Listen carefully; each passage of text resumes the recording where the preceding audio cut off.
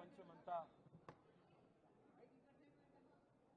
ఒక గురువుగా, ప్రపంచమంతా ప్రజాస్వామ్య పోరాటాలకి ఒక చుక్కానిగా,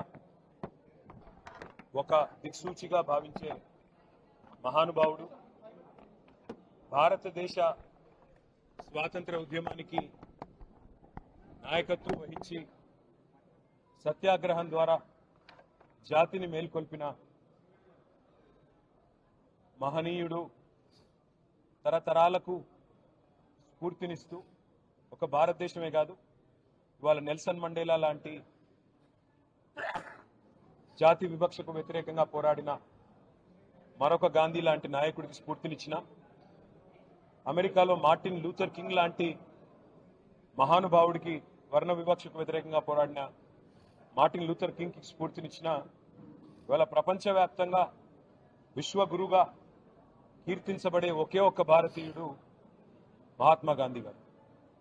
వారి 155వ జయంతి సందర్భంగా వారు చెప్పిన ఒక మాట మాత్రం నేను ఇవాళ ఇక్కడున్న రాష్ట్ర ప్రభుత్వానికి, పైన ఉన్న కేంద్ర ప్రభుత్వానికి కూడా గుర్తు చేయదలుచుకున్నాను.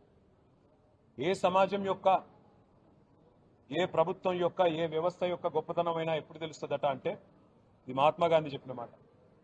ఆ సమాజంలో ఉండే అత్యంత బలహీనమైన వ్యక్తిని ఆ సమాజం ఎట్లా ఆదరిస్తుంది, ఆ ప్రభుత్వం ఎట్లా గౌరవిస్తుంది, గుర్తిస్తుంది, ఎట్లా సంస్కారవంతంగా వారి పట్ల తన ప్రవర్తన ఉంటుంది, దాన్ని బట్టే ఆ ప్రభుత్వం కానీ ఆ వ్యవస్థ యొక్క గొప్పతనం తెలుస్తుంది అని చెప్పి మహాత్మా గాంధీ గారు స్వయంగా అన్న మాట.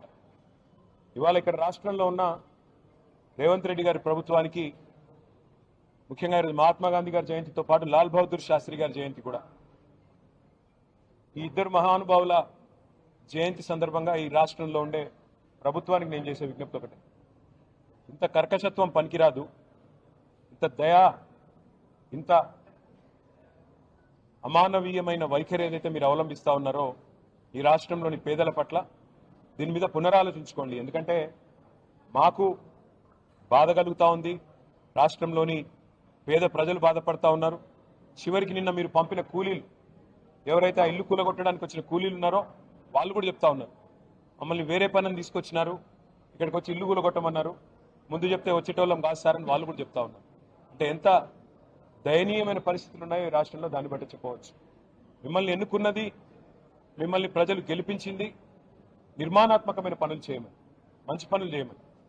రైతు బంధు 10,000 అంటే మీరు 15,000 ఆ పని చేయమని, 2,000 పెన్షన్ 4,000 చేయమని, పేదవాళ్ళని కడుపులో పెట్టుకొని చూసుకోమని కేసీఆర్ గారు 2.5 లక్షల ఇల్లు కడితే మీరు 5 లక్షల ఇల్లు కట్టమని మీకు ఓటేసినారు తప్ప ఇల్లు కూలగొట్టమని కాదు, అక్కడ లేని ఖర్చులు పెట్టమని కాదు, ఇంకోటని కాదు. అందుకే సమాజంలోని అత్యంత బలహీనమైన వర్గం పట్ల మీరు కర్కశంగా ప్రవర్తిస్తున్న వైఖరి ఈ గాంధీ జయంతి రోజన్నా పునరాలోచించుకోవాలని, తప్పకుండా సంస్కారవంతంగా మరి పైన ఉన్న గాంధీలు కూడా, రాహుల్ గాంధీ, ప్రియాంక గాంధీ, సోనియా గాంధీ కూడా ఆలోచించాలని చెప్పి కూడా మేము కోరుతా ఉన్నాం. ఇంత ఒక డిపిఆర్ లేకుండా, డీటెయిల్డ్ ప్రాజెక్ట్ రిపోర్ట్ లేదు, ఖర్చు ఎంత అవుతుందో ఈ ప్రభుత్వంలో ఒక్క సన్నాసికి తెలియదు. అయినా కూలగొట్టడానికి మాత్రం ఇవాళ మొదలుపెట్టి పేదల పట్ల మీరు అనుసరిస్తున్న వైఖరి మొత్తం రాష్ట్రం, మొత్తం దేశం గమనిస్తూ ఉంది.